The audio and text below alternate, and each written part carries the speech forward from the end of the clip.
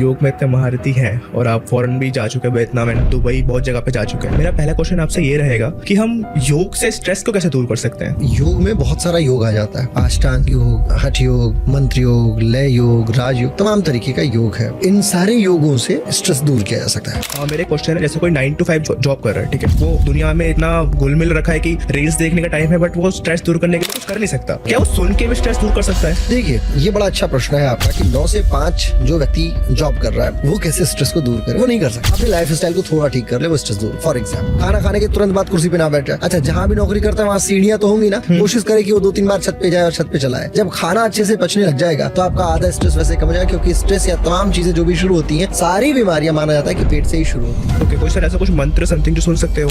जब आप बहुत नकारात्मक हो जाए तो आपके लिए त्रयंबक मंत्र रामबाण कार्य करने। ओम त्र्यंबकम यजामहे सुगंधिम पुष्टिवर्धनम उर्वारुकमिव बन्धनान् मृत्योर्मुक्षीयमाम्। मतलब ये मंत्र आपके लिए बड़ा लाभदायी है। मैं अपनी डीप स्लीप को कैसे इंप्रूव करूं? मैं सैमसंग की वॉच होती है पहन के सोता हूं, तो उसमें मॉर्निंग में देखता हूं कि डीप स्लीप बस मेरी 3 घंटे का ही है, बाकी डीप स्लीप नहीं है, नॉर्मल स्लीप है। Whatever you are sending in your mind, the rate of the particular process will decide your sleeping pattern.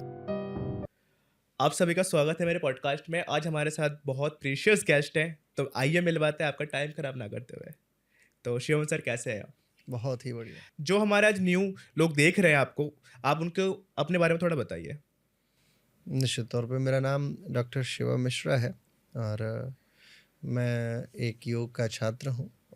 हमारी शैली में छात्र बोलते हैं, आपकी शैली में अध्यापक कहा जाए तो कोई अतिशयोक्ति नहीं होगी।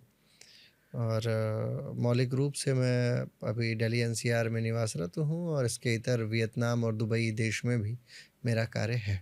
तो मैं इन कुछ क्षेत्रों में कार्यरत हूँ।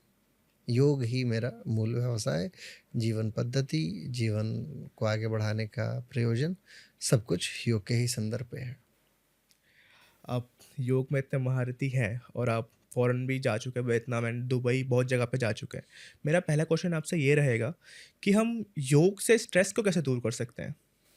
बड़ा महत्वपूर्ण प्रश्न है। योग से जब आप बात करते हैं कि योग से स्ट्रेस कैसे दूर किया जाए, तो आप ये समझ लीजिए कि योग में बहुत सारा योग आ जाता है।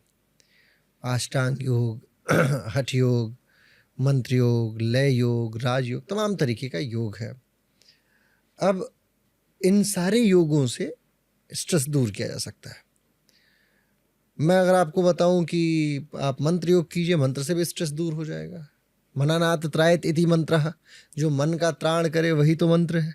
यानी जो आपके मन को प्रभावी कर रहा है, स्ट्रेस उसी का एक नाम है। और मन की प्रभावशीलता को सकारात्मक शैली में जो आगे अग्रेसित कर दे, उसका नाम आपका मंत्र है। अब कोई भी आप मंत्र जपते हैं तो उससे भी स्ट्रेस रिलीज हो सकती है, तो आपको एक कारक मिल जाता है। इसके इतर जब आप अष्टांग योग की बात करते हैं तो उसके माध्यम में बहुत सारी चीज़ें, यम नियम, अगर आप सिर्फ यम नियम फॉलो कर ले योग में, अहिंसा, सत्य, आस्ते, ब्रह्मचर्य, परिग्रह फॉलो कर लें, तो भी आप स्ट्रेस रिलीज कर पाएंगे।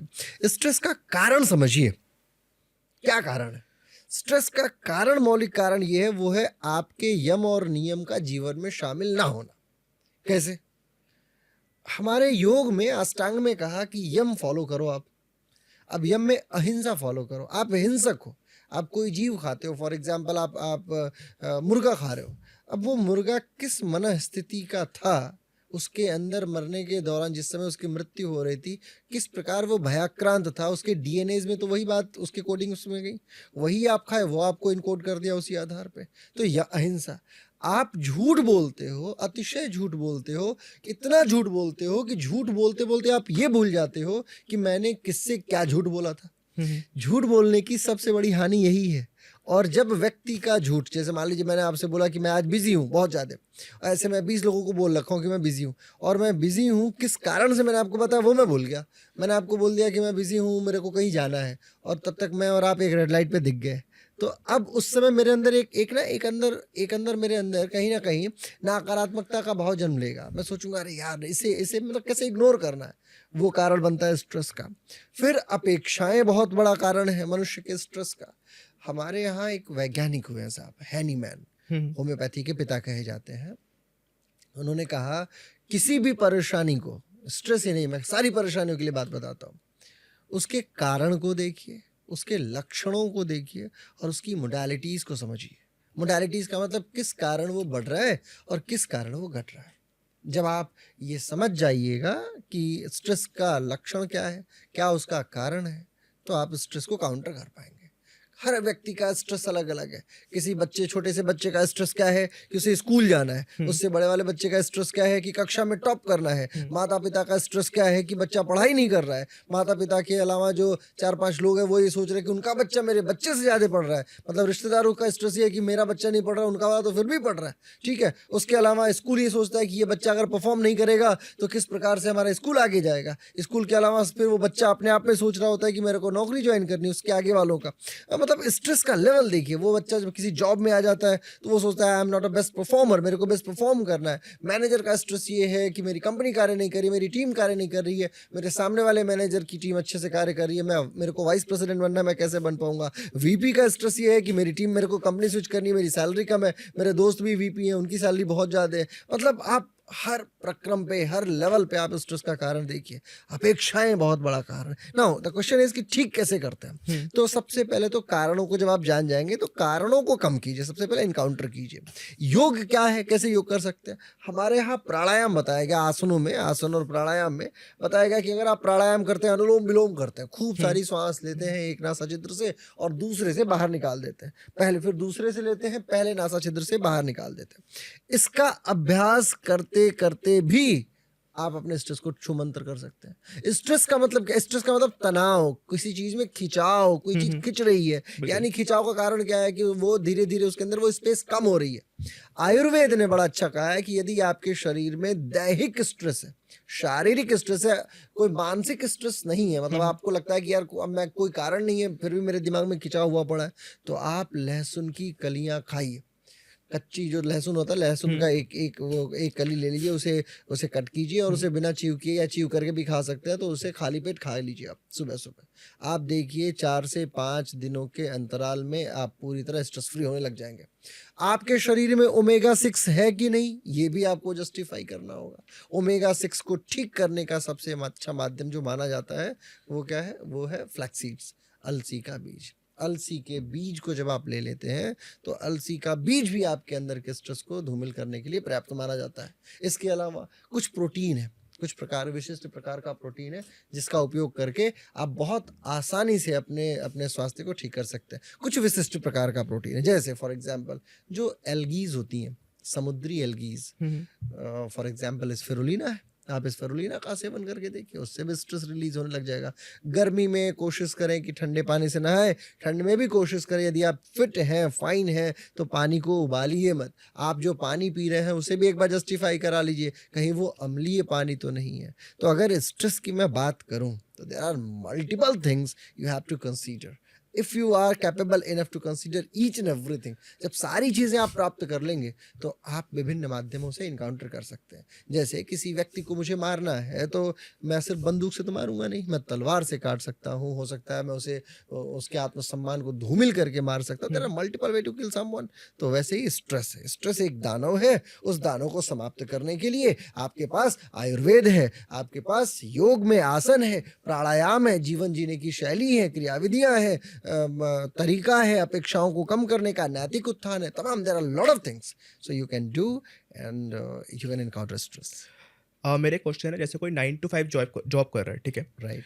उसको स्ट्रेस दूर करना है, उस पे ट वो तो ऑलरेडी जॉब का स्ट्रेस है उस पे, हम्म। जो जॉब कर रहा है ऑलरेडी, हम्म। तो उसको मान लीजिए कुछ करने का टाइम नहीं है, हम्म। ठीक है? वो हम्म। दुनिया में इतना मतलब घुल-मिल रखा है कि रील्स देखने का टाइम है बट वो स्ट्रेस दूर करने के लिए कुछ कर नहीं सकता। क्या वो राइट। सुन के भी स्ट्रेस दूर कर सकता है? देखिए, ये बड़ा अच्छा प्रश्न है आपका कि 9 से 5 जो व्यक्ति जॉब कर रहा है, वो कैसे स्ट्रेस को दूर करे? वो नहीं कर सकता। अपने लाइफ़स्टाइल को थोड़ा ठीक कर ले, वो स्ट्रेस दूर कर लेगा। जैसे? फॉर एग्ज़ाम्पल, बैठ के कभी भी, जब भी वो खाना खाए, हुँ, तो खाना खाने के लंच होता है ना, जब भी हाँ, कॉर्पोरेट्स में, बिल्कुल। खाना खाने के तुरंत बाद कुर्सी पे ना बैठ जाए। शतम गच्छामि, 100 कदम चले। अच्छा, जहाँ भी नौकरी करता है वहाँ सीढ़ियाँ तो होंगी ना, हुँ, कोशिश करे कि वो 2-3 बार छत पे जाए और छत पे चला आए। जब खाना अच्छे से पचने लग जाएगा, तो आपका आधा स्ट्रेस वैसे कम हो जाएगा, क्योंकि स्ट्रेस या तमाम चीज़ें जो भी शुरू होती हैं, सारी बीमारियाँ माना जाता है कि पेट से ही शुरू होती है। तो पेट is very important cause, okay? Abdomen is very hmm, important cause. एक तो पेट को आपको साफ रखना, नंबर 1 चीज़। सोते समय मोबाइल फ़ोन आपके करीब नहीं होना चाहिए। मतलब आपके जितने रेडियस में आपका हाथ जा सकता है, पैर जा सकता है, हुँ, उतने रेडियस में इनफैक्ट बेड के आसपास तो नहीं ही होना चाहिए। तीसरी चीज़, जहाँ पे हम प्लग इन करते हैं, जो चार्जर हुँ, वगैरह है, हुँ, उसे भी आसपास में ना रखें। अगर आपका घर किसी टावर या नेटवर्क क्षेत्र के बहुत पास में, जहाँ पे बहुत बहुत क्राउडी है, हुँ, वहाँ भी ना रहें।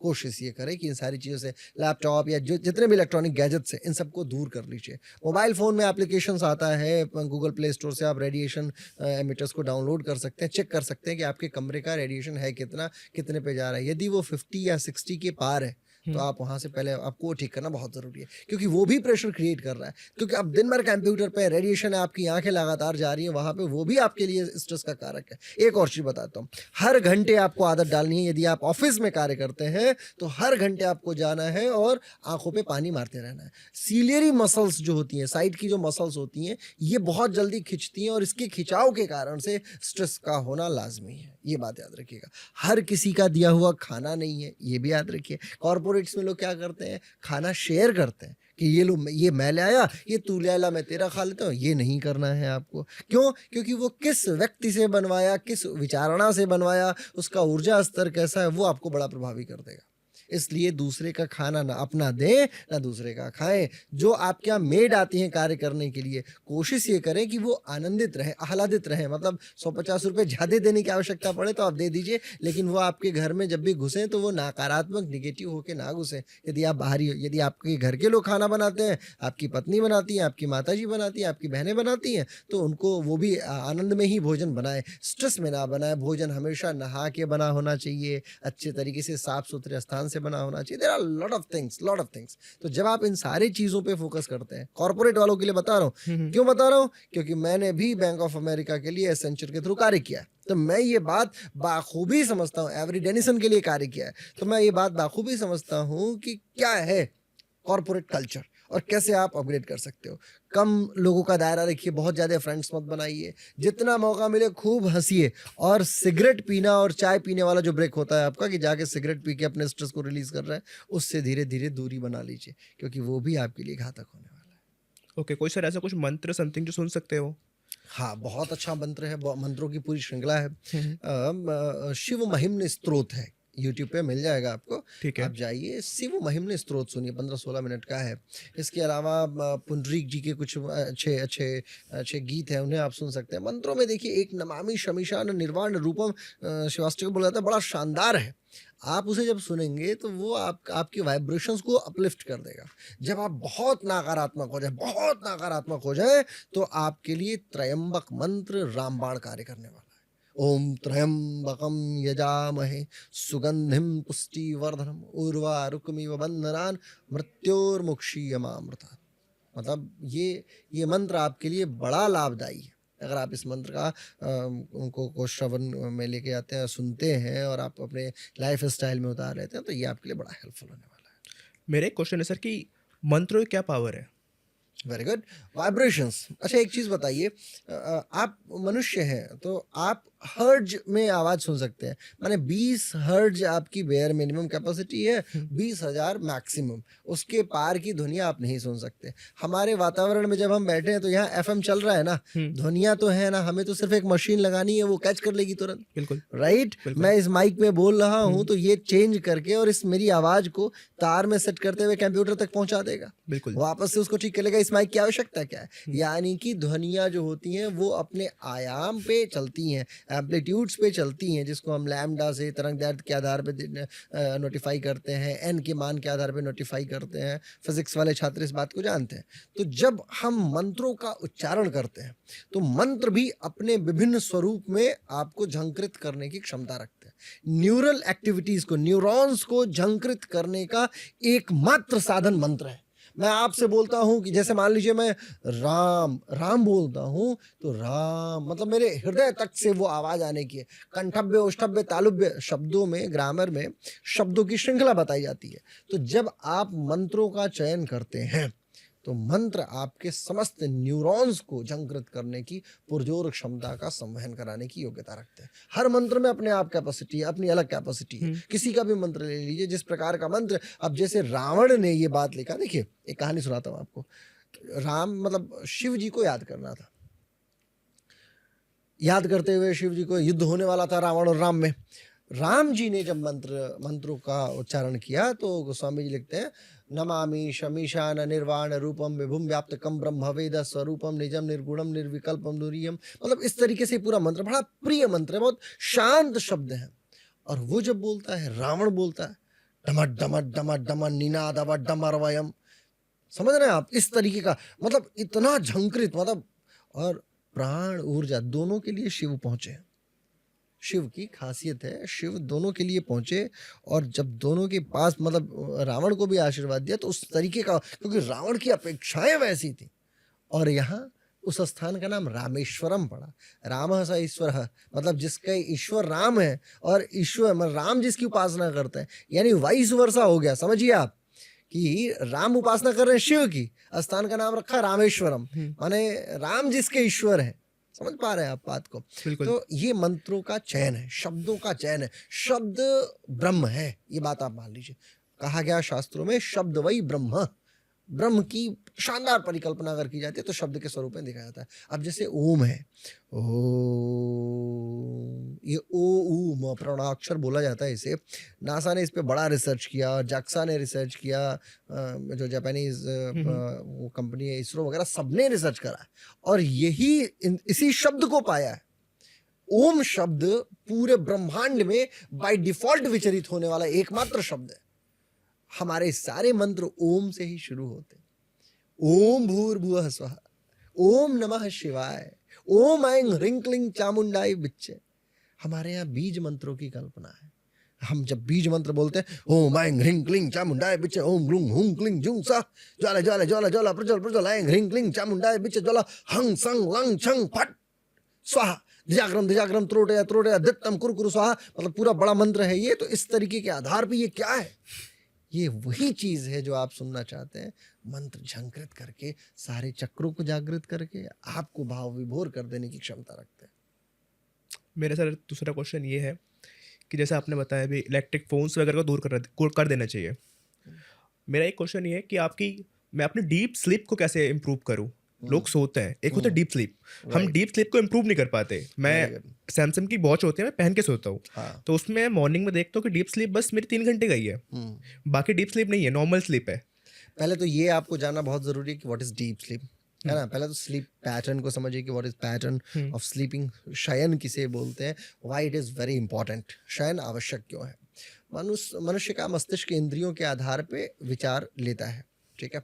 विचारों का संवहन होता है। इंद्रियां मतलब आंखें, कान, नासा छिद्र, मुंह, जिह्वा और आपका हाथ, स्किन। इन सब के माध्यम से, यानी ज्ञानेंद्रिय और कर्मेंद्रियों को मिला लिया जाए तो कुल 10 इंद्रियां हैं जिसके आधार पे आप इनपुट्स अपने दिमाग में भेज रहे होते हैं। आपके इनपुट भेजने की दर, यानी total whatever you are sending in your mind, the rate of the particular process will decide your sleeping pattern. ये बात आप याद रख लीजिए। हर वो व्यक्ति जो ये देख रहा है उसे भी ये याद कर लेना होगा, आप कितना इनपुट इनके माध्यम से इधर भेज रहे हो। एक चीज भेज रहे हो, उसकी प्रोसेसिंग कितने देरी तक कर रहे हो, ये आपके डीप स्लीप को वो करता है, इम्पैक्ट में लेके आता है। जैसे मैं देखा, आज जब मैं घर से आ रहा था रास्ते में, तो मैं सैकड़ों लोगों को मैंने देखा रास्ते में, जो मोटरसाइकिल से आ रहे हैं, जा रहे हैं इधर उधर। लेकिन जितने लोगों ने लाल कलर को पहन रखा था, मेरी आंखें उन तक गईं, मतलब उसको ऑब्जर्व किया। मान लीजिए मुझे ब्लैक स्कॉर्पियो खरीदनी है, तो मैं रास्ते में जब घर से निकलूंगा तो मुझे सिर्फ ब्लैक स्कॉर्पियो दिखाई देंगी, बाकी गाड़ियां भी दिखाई देंगी, लेकिन जो मेरे दिमाग ने प्रोसेस कर लिया उस आधार पे मैं इनपुट्स लेना शुरू करूंगा और उसे ही प्रोसेस करूंगा। कैसा लगा, कैसी हो जाती है गाड़ी 10 दिनों के बाद, 50 दिनों के बाद, 100 दिनों के बाद, कैसे चलाते हैं उसको, ये तमाम चीज़ें मेरे दिमाग में चल रही होती। तो गया, मतलब जो भी इनपुट हमारे शरीर में जा रहा है, दिमाग में जा रहा है, वो और उसको प्रोसेस करने का रेट, मतलब मैं कितने देरी तक उसके विषय में सोचा, वो मेरे डीप स्लीप को इम्पैक्ट में लेके आता है। अब मान लीजिए कि मैंने आपसे कहा कि आप बड़े प्यारे दिख रहे हैं, पूरे दिन आपको 10 लोगों ने कॉम्प्लीमेंट दिया, लुकिंग सो हैंडसम, तो आप क्या करेंगे कि आप खुश होंगे, है ना। आप जब सोने जाएंगे तो लोग बोलेंगे, हो मैं आज ऐसा था इसलिए लोगों ने मुझे बड़ा ग्रीट करा। और जब आप आनंदित होकर जब सोने जाएंगे ना, तो आप देखना उस दिन आपकी डीप स्लीप ज़्यादा हो जाएगी। लेकिन आप पूरे दिन कार्यों को अपने मस्तिष्क में लगाए पड़े हैं और आप सोचते हैं कि आप डीप स्लीप में चले जाएंगे। असंभव, नहीं जा सकते। दिन भर आप मोजा पहने हुए हैं, अब देखिए शारीरिक कारण बता रहा हूँ, ये तो आपके इंद्रियों का कारण था। मोजा पहन के आप घूम रहे हैं, शाम को गए पूरा पैर स्ट्रेस में और आप जो है थोड़ी देर के बाद से खाना वाना खाए और आप सो गए, आप स्ट्रेस में रहे, आपको डीप स्लीप हो ही नहीं सकती। रात्रि का विधान ये है कि एक तो सूर्यास्त से पहले खा लेना है, हुँ, डीप स्लीप के लिए बता रहा हूँ। Hmm, mantras for 5 things which is very important for deep sleep. क्या क्या है? कोशिश ये करें कि रात्रि का भोजन कम करें, बहुत ज्यादा ना करें, नंबर 1 थिंग। नंबर 2 थिंग, पानी जरूर पिए। कोशिश ये रहे, अब तो क्या ठंडियाँ हो रही है, पानी ज़रूर पीजिए। और ऐसा नहीं है कि ठंडी के समय में आपको यूरिन आ रहा है तो वो डीप स्लीप को इम्पैक्ट करेगा, ना ना ना ना, डीप स्लीप आधे घंटे की भी होगी तो पर्याप्त है। हमारे यहाँ योग निद्रा कहा जाता है ना। थर्ड थिंग, तीसरा और सबसे विशेष महत्वपूर्ण है, रात को सोने से पहले पैर को गीला करने के उपरांत ही, माने पैर को धोने के बाद ही सोइए। मतलब ऐसा ना हो कि पैर बिल्कुल ड्राई ड्राई हो, ऐसा नहीं होना चाहिए। पैर सूखा, मतलब पैर गीला कर लीजिए ताकि उसकी मांसपेशियां बहुत शैथिल्य को प्राप्त करें। हार्ड कपड़े या हाई बहुत बहुत ज़्यादा तनाव वाले कपड़े पहन के सोएंगे तो आप डीप स्लिप नहीं कर पाएंगे। बहुत गद्देदार बिस्तर पे आप सोएंगे तो भी आप डीप स्लिप में नहीं जा पाएंगे। शरीर के लिए ये चारों पांचों चीज़ें बहुत ज़रूरी हैं, इसका ध्यान रखिए। अब इसके अलावा बताता हूँ 5 और चीज़। इंद्रियों का नियमन बड़ा ज़रूरी है। आपको डीप स्लिप चाहिए तो इंद्रियों का नियमन ज़रूर करें। कोशिश करें कि सोने के आधे घंटे पहले तक आप फ़ोन का, टीवी इत्यादि का त्याग कर दें। फ़ोन चलाते चलाते नींद आए और फिर सोएंगे, आप तो नहीं सो पाएंगे, क्योंकि अंतिम समय तक आपने इनपुट भेजा है दिमाग पे, प्रोसेस किया है। आप हंसे हैं, आप खुश हुए हैं, आप दुखी हुए हैं, आप कविताएं सुने, आप इमोशन सुने रील्स के माध्यम से, हुँ। तो आप नहीं सो सकते डीप स्लिप में। दूसरी चीज़ है कि फ़ोन को आधे घंटे पहले दूर कर दीजिए। तीसरा ये है, कोशिश ये करें कि शाम को थोड़ा सा टहलें ज़रूर भोजन करने के बाद। जब आप टहल के आते हैं तो आप आनंद से सो पाएंगे। ये बात अति विशिष्ट ध्यान रखिए। चौथी चीज़, सूर्य का शरीर को टच करना प्रतिदिन बहुत आवश्यक तथ्य है। प्रतिदिन सूरज अगर आपको छू नहीं रहा है, यानी सुबह का सूरज यदि नहीं छू रहा है, तो रात्रि की निद्रा के लिए तो आप समझ लीजिए कि आप व्यथित ही रहेंगे। हो सके ना, द लास्ट थिंग, 5वीं, कि सुबह उठने के बाद नंगे पैर, बेयरफुट, बहुत जो हरी वाली जो घास होती है जिसके ऊपर ओस अब रात को आके गिर जाएगी, उस पे जरूर चले। इन 5-5-10 माध्यमों के उपरांत अगर किसी को डीप स्लिप ना आए तो आप मुझे बताइए। वो ऐसी निद्रा सोएगा 5 घंटे, 6 घंटे, 7 घंटे, आनंद ही आनंद, और बिना स्वप्न के। क्या बात है सर। मेरा एक और क्वेश्चन है सर, कि लोगों को पता होता है कि ये चीज़ करने से क्या होगा, ये चीज़ करने से क्या होगा। लाइक हम्म, सक्सेसफुल पीपल्स जो लाइफ में बहुत तरक्की कर चुके हैं, उन्हें पता है कि क्या करना है, क्या नहीं करना। हम्म, बाकी लोगों को भी पता है, हम्म, बट वो अप्लाई नहीं करते। नहीं करता। कैसे डीप स्लीप के बारे में आपने सारी चीज़ें बताई, घासों पे चलना, वो सबको पता है सबको पता। कि एक कोड पे इंग्लिश में, अगर आप डेली एप्पल खाते हैं तो आप डॉक्टर से दूर रहेंगे। Right right right right. तो लोगों को पता है बट अप्लाई क्यों नहीं करते? इस पे आप क्या कहना चाहेंगे? इच्छा शक्ति की कमी, एक ही शब्द है, इच्छा शक्ति की कमी। हर एक युवान ये सोचता है 1 जनवरी से मैं जिम जाऊंगा, फीस ले लेता है, पूरे साल का पैसा दे देता है। उस पैसे की लालच में वो 10 जनवरी तक चला जाता है, 15 जनवरी तक चला जाता है, 20 तक चला जाता है। अगले दिन जैसे ही शरीर में दर्द हुआ, वो जिम से गायब है। क्यों? भारतीय युवाओं के अंदर सबसे ज्यादा जो कम है, इच्छा शक्ति, विल पावर जिसे अंग्रेजी में बोलते हैं। और विल पावर को कैसे आगे बढ़ाया जाए, उसके लिए बहुत जरूरी है कि आप शरणागति ले लें। जब हमसे कोई कार्य नहीं होता, जैसे मैं आपसे बोलूंगा हाथ उठाइए तो आप हाथ उठा देंगे, मैं आपसे बोलूंगा आप कान हिलाइए तो आपने तुरंत शरणागति ले ली ना हाथ की, बिल्कुल। क्योंकि आपको पता है कि आपकी ऊर्जा कान को ऑटोमेटिकली, जैसे हम हाथ ऐसे कर सकते हैं वैसे कान ऐसे नहीं कर सकते। तो जैसे ही मैंने बोला आपसे कि कान हिलाइए तो आपने तुरंत क्या किया, हाथ का उपयोग किया और आपने कान हिला दिया। बिल्कुल। इसका मतलब ये है कि आपका अवचेतन इस बात को जानता है कि किसी के शरण में चले जाने से मेरा कार्य तुरंत सिद्ध हो जाएगा, लेकिन आपका अहंकार जो जीवन आपका चला रहा है वो शरणागति लेने को तैयार नहीं है। और किसकी शरणागति लें? द थिंग इज कि इच्छा शक्ति को पावरफुल बनाना है तो शरणागति किसकी लें? वो है आध्यात्म की शरणागति। जब आप ईश्वर के समक्ष बैठेंगे, जब आप ध्यान करने की कोशिश करेंगे, जब आप पेड़-पौधों के पास बैठेंगे, जब आप कभी किसी भूखे कुत्ते को भोजन करा देंगे, कभी ऐसा हो कि गाय को रोटी दे देंगे, कभी ऐसा हो कि पीपल के पास जाके पानी दे देंगे, कभी वृक्ष से प्रेम कर लेंगे, कभी नदियों को देख के सराह देंगे, किसी को देख के आप उसे ऊर्जावान करेंगे। यही तो शरणागति है प्रकृति की। बिल्कुल। आप कितना करते हैं? आप सुबह से जाके आप देखिए, आप ऑफ़िस में हैं, कॉर्पोरेट में हैं, एक व्यक्ति से मिलते ही दूसरे व्यक्ति से उसकी बुराई करना शुरू कर देते हैं। उसका क्या लिया आपने? आप अपने 5 कोशों में से अन्नमय, प्राणमय, मनोमय, विज्ञानमय, आनंदमय इन सारे कोशों में से आप धीरे-धीरे इन सारे कोश को प्रभावित कर रहे हैं। भोजन करने के दौरान चपाट-चपाट दुनिया भर की बातें किए जा रहे हैं आप अन्नमय कोश को प्रभावित कर रहे हैं। किसी की बुराई सुन रहे हैं, प्राणमय कोश को प्रभावित कर रहे हैं। आप खाना गल मतलब बेकार खा रहे हैं, धीरे-धीरे उसके बाद फिर आनंद में, विज्ञान में मतलब तमाम there are lot of things I must tell you. आप पहले अपने एनवायरनमेंट को सुधारने से पहले एटलीस्ट अपना सुधार कीजिए। और याद रखिए मेरे गुरुजी ने कहा कि अपना सुधार संसार की सबसे बड़ी सेवा है। अपना सुधार। अगर आप अपना सुधार नहीं कर पाते हैं और फिर आप कोशिश करते हैं कि आप जाएं और दुनिया को सुधारें, worthless. And this is what actually Indian philosophy is. अपना सुधार ही संसार की सबसे बड़ी सेवा है। एक और मंत्र देता हूं, उसे अपने दिमाग में बिठा लीजिएगा। ईमानदारी, 4 स्तंभ बता रहा हूं आपको। ईमानदारी, जिम्मेदारी, समझदारी और बहादुरी। ये 4 स्क्रूप्स हैं, इनसे अपने दिमाग को कस लीजिए। ईमानदार रहिए। 100 रुपए कोई दे, कोशिश ये करें कि 110 का काम करके दें, 90 का नहीं। आज हर युवा जो नौकरी करने जाता है, जॉब पे जाता है, बिजनेस पे जाता है, माता पिता की कार्यशैली को प्रभावित करने हेतु, परिवार के लालन पालन हेतु, सब के सब आलसी हैं। 100 रुपए देने पे 80 का काम कर देंगे, 60 का कर देंगे और सोचेंगे मैंने उसको बेवकूफ बना दिया। अरे उसको नहीं बनाया, वो तो 100 के काम पे 1000 का काम निकाल रहा है, तभी तो वो तुम्हें नौकरी दिया है। तुम उसे बेवकूफ नहीं, तुमने खुद को बेवकूफ बना लिया। और आज तुम नहीं, कल कोई और। ऐसा तो है नहीं कि संसार चलेगा नहीं, वो भी यहीं छोड़ के जाएगा, तुम भी इधर ही छोड़ के जाओगे। तुम्हारे पास जब क्षमताएं थी, जब तुम कर सकते थे, तो तुमने क्यों नहीं किया? आत्मा से तुम कितने कट चुके हो?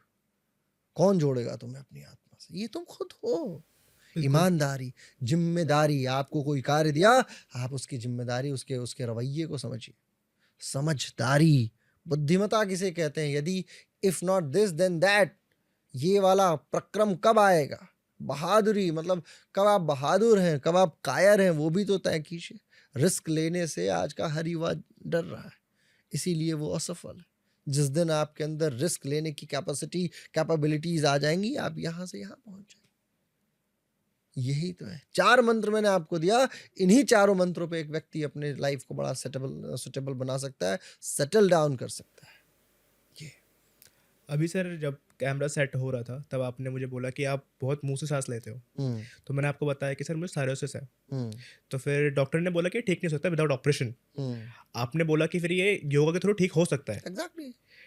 और मैंने सुना है कि बहुत सारी बीमारी ठीक हो सकती है। हाँ। तो मैं चाहता हूँ कि साइरोसिस मुझे ऑलरेडी हो रखा है। हम्म तो आप साइनस के संदर्भ में, साइनोसाइटिस जो होती हुँ, है, हुँ।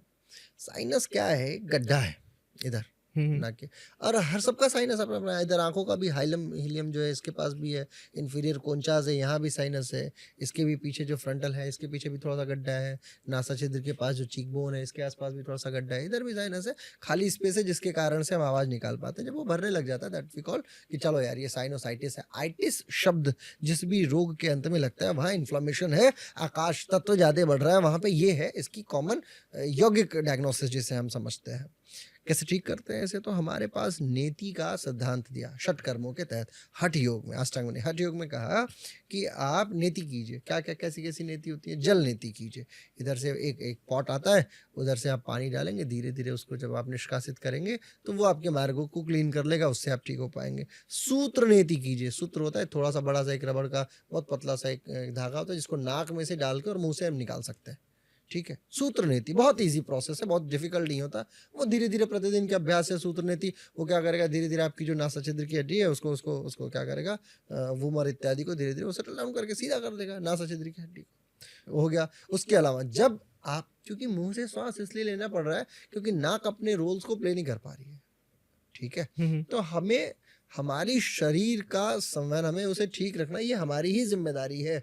और हमारे पास प्राकृतिक चीज़ें बहुत है। और बची बात आपके डॉक्टर साहब लोग, तो डॉक्टर साहब लोगों का ये क्रम है, ना तो इनसे शुगर ठीक होता है, ना तो इनसे बीपी ठीक होता है, ना तो इनसे थायराइड का कोई रोग ठीक होता है, ना ही इनसे मोटापा ठीक होती है, ना ही इनसे sinus, headache, stress, anxiety, insomnia, अवसाद, नींद लाना, नींद भगाना, ये सब कुछ नहीं होता इनसे। हाँ, ये कुछ कार्य कर में एक्सपर्ट है, मैं बताता हूँ आपको। हड्डी टूट गई तो उसको बाँध-वूँध के जोड़ देंगे सब।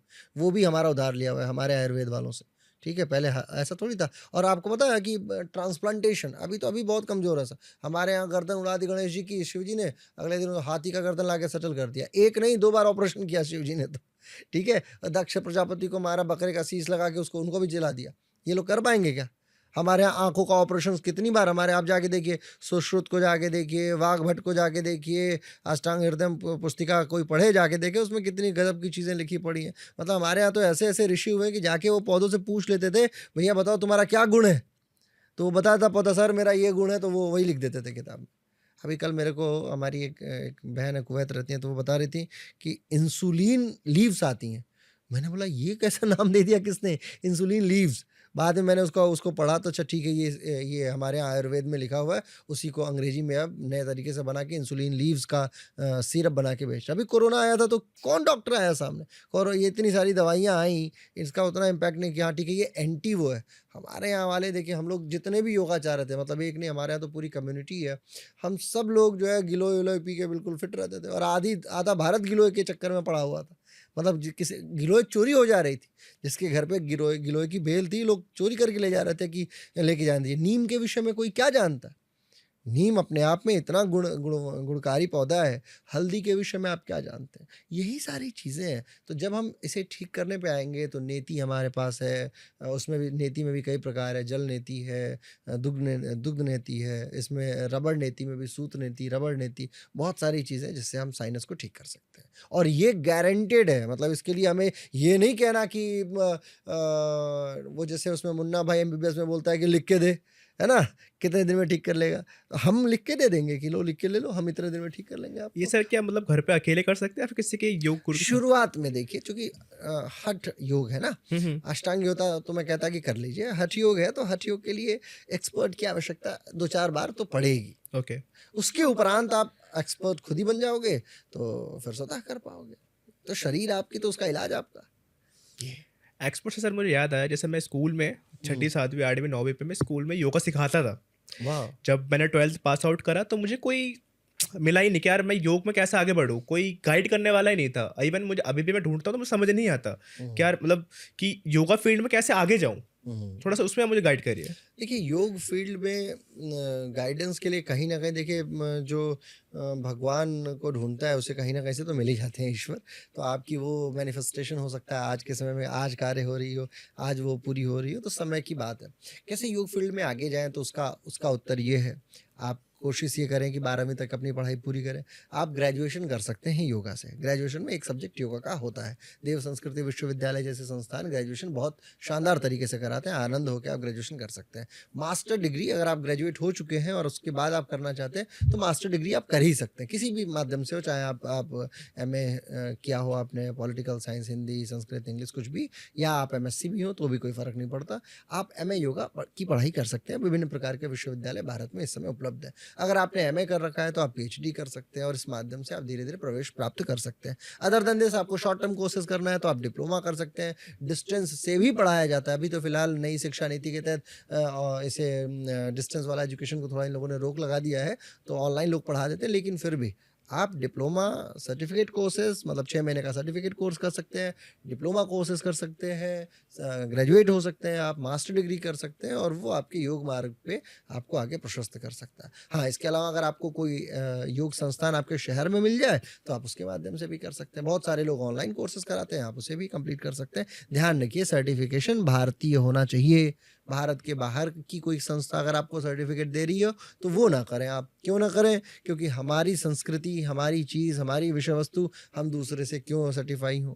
तो हमारे लोग ही जब हमें पढ़ा रहे हैं तो सर्टिफ़िकेट भी हमें हमारा मिलना चाहिए। सर्टिफ़िकेट ना भी मिले तो ज्ञान पे ज़्यादा फ़ोकस कीजिए। कोशिश ये करें कि ज्ञान आपका आपके वैभव का कारक बने, ना कि कोई सर्टिफ़िकेट। और एक चीज़ आती है दिमाग में कि अगर कुछ कर रहे हैं, किसी फील्ड में जा रहे हैं, हुँ। तो कितना मतलब एक मिनिमम अमाउंट हम कितना कमा सकते हैं योग फील्ड में? देखिए, ये बड़ा योग के फ़ील्ड में अभी पिछली बार की जो 2024 23-24 की आईटीआर मैं देख रहा था, एक संस्था है अमेरिका की योगा अलायंस करके, उन लोगों ने $13 लाख का आईटीआर भरा है। मतलब 1 साल का $13 लाख। क्या उनकी बात है! वेबसाइट पे पब्लिश था डेटा, मैंने स्क्रीनशॉट लेके रखा हुआ है, अगर आप कहेंगे तो मैं आपको दिखा दूँगा। तो ये उनकी आईटीआर है, घोषित आय जिसको हम बोलते हैं। कैपेसिटी है, बहुत बड़ी मार्केट, बिलियन डॉलर इंडस्ट्री हो चुकी है योगा। हाँ, अब आप देखो कि आप हो कौन? आप योगा मार्केटिंग वाले हो, आप योगा में सेल्स वाले हो, आप योगा टीचर हो, ट्रेनर हो, थेरेपिस्ट हो, गुरु हो, रिट्रीट कराते हो, है ना? या कुछ बेचते हो, इट्स अप टू यू, आप क्या करना चाहते हो? आप योग की कक्षा कराते हो, सुबह से लेके शाम तक 1 टू 1 करते हो, तो 30-40 हज़ार रुपए कहीं नहीं गया है। अगर आप विदेश में यही 1 टू 1 कराते हो, तो लाख रुपए तक आप कमा लोगे।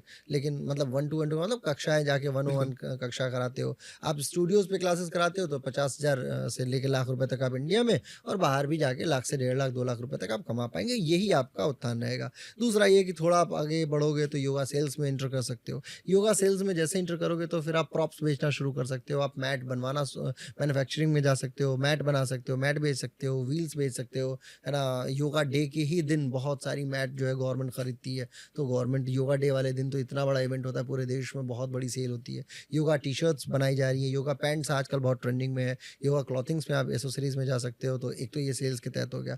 मार्केटिंग में आप जा सकते हो कि योगा स्टूडियोज़ को कैसे बनाएँ, कैसे डेवलप करें, कैसे योगा बढ़ाया जा सकता है, वो सारा स्टंट आप प्ले कर सकते हो, लोगों को बता सकते हो, गाइड कर सकते हो अपने एक्सपीरियंस के आधार पे और फिर कुछ अच्छे सेंटर्स स्थापित करा सकते हो। इसके अलावा आप चाहो तो रिट्रीट लेके जा सकते हो, बहुत सारे ऐसे लोग हैं जो स्ट्रेस में हैं, तनाव में हैं, उन्हें 2-4 दिन, 10 दिन का आनंद चाहिए, वो बाहर जाना चाहते हैं, अध्यात्म को सीखना चाहते हैं, चूँकि वो अपने मेटलिस्टिक लाइफ़ से बहुत थक चुके हैं। तो उनके लिए चाहिए कि वो बाहर जाएँ, बाहर जाके धीरे-धीरे पैसा कमाएँ मतलब पैसा को छोड़ें और आध्यात्म की तरफ जाएँ और आप उस माध्यम से भी एक अच्छा कार्य भी कर पाओगे और अच्छा सिस्टम भी आप अपग्रेड कर पाओगे। फिर योगा, फूडिंग्स वगैरह हो गया, आश्रम लाइफ़ हो गई, तमाम चीज़ें हैं। मतलब ये बिलियन डॉलर इंडस्ट्री है, आप इसे बहुत बड़ा कर सकते हैं। मुझे तो बस यही लगता था कि योगा करवाते हैं, उसके अलावा तो इतनी ज़्यादा पता ही नहीं था। हाँ, और एक चीज़ बहुत दिमाग में बहुत देर से चल रही है जी। कि एंटरप्रेन्योर सुना था मैंने। हाँ। योगाप्रेन्योर क्या होता है सर ये? हाँ, जो जो भी व्यक्ति एंटरप्रेन्योरशिप की परिभाषा ये है कि आप रिस्क लेते हैं किसी भी कार्य को करने के लिए और जो मार्केट में गैप है मतलब एंड कस्टमर तक पहुंचने के लिए जो भी गैप है उस गैप को आप आइडेंटिफाई करते हैं, प्रॉब्लम्स को देखते हैं और प्रॉब्लम को फुलफिल करने के लिए जो भी सॉल्यूशन देते हैं वो एंटरप्रेन्योरशिप के तहत आ जाती है। It's complete yours, your stunt. Yoga में भी यही चीज़ है। योगा में बहुत सारे ऐसे अभी डिजीज डिसऑर्डर्स हैं जहाँ पे लोग काम नहीं कर पाते, बहुत सारी ऐसी परेशानियां हैं जहाँ पे कोई कोई मतलब परमानेंट रिसर्च नहीं। जैसे कैंसर को परमानेंट ठीक करने के लिए डॉक्टर भी युद्धरत है और योगाचार्य भी। योगाचार्यों में ये है कि वो बीमारियों पे कार्य नहीं कर पा रहे हैं बेचारे, तो उन्हें चाहिए कि वो एक बीमारी को पकड़ें। मैं ये बहुत अच्छी बात बताता हूँ, एक बीमारी को पकड़ लीजिए कि आप उसके एक्सपर्ट बन जाइए। जैसे पीसीओडी को पकड़ लिया, जैसे थायराइड को पकड़ लिया, जैसे मोटापे को पकड़ लिया, जैसे किसी एक बीमारी को पकड़ लीजिए और उस पे खूब सारा कार्य कीजिए, खूब सारा कार्य कीजिए। ऐसा कार्य कीजिए कि यदि कोई भी व्यक्ति आए सामने आए तो अगर मैं भी आऊँ कि ठीक है कोई मेरे से आगे पूछे सर मेरे को पीसीडी हुआ है, तो मेरे को एक नाम याद आना चाहिए कि अरे यार वो इस पे खूब काम करता है, उसके पास चले जाओ ताकि मैं रेफर कर सकूं। हमारे यहाँ योगा प्रेन्योरशिप में यही है कि लोग योगा स्टूडियो खोल लेते हैं, सेंटर्स खोल लेते हैं, क्लासेस कराना शुरू कर देते हैं और फिर थकार के थोड़े समय बाद, क्योंकि क्लाइंट्स तो थोड़े समय के लिए आएंगे और उसके बाद बंद, फिर स्टूडियो बंद हो जाता है, फिर वो असफल योगा प्रेन्योर्स भारत में बहुत है। ये नहीं होना चाहिए। क्यों नहीं होना चाहिए? क्योंकि उनके पास ट्रेनिंग नहीं है। वो तो योगा फ्री फ्लो मार्केट है। मैं आपके यहाँ काम करने के लिए आया, थोड़े समय आपसे आपको देखा कि आप कैसे योगा कराते हो, फिर आपको छोड़ के मैं अपना सेंटर खोल लूँगा। लेकिन आपकी स्किल्स कहाँ से लेके आ पाऊँगा? ये है। तो योगाप्रेन्योरशिप एक पूरा का पूरा एक इस पे पॉडकास्ट हो सकता है, what is yogapreneurship, how to do that, what are the skill sets required. So a lot of things I can talk about that. Okay. Right, तो इस पॉडकास्ट को ही खत्म करते हैं, वरना पॉडकास्ट बहुत बड़ा चला जाएगा। Right, right, next right. Podcast में हम बात करेंगे डिजीज़ के ऊपर। एग्ज़ैक्टली। आप जो कमेंट करेंगे उस डिजीज़ के ऊपर हम बात करेंगे। सर उसके बाद में ब्रीफली बताएँगे, और आप कुछ भी अगर आपको लगता है कि ये क्वेश्चन छूट गया है, इसके बारे में और बताना है, आप कमेंट डाउन कर दीजिए, सर उसका रिप्लाई भी करेंगे। और सर से आपको अगर कॉन्टैक्ट करना है, मैं आपको डिटेल डिस्क्रिप्शन में डाल दूँगा। तो आज के लिए इतना ही। जय श्री बहुत-बहुत राम। धन्यवाद।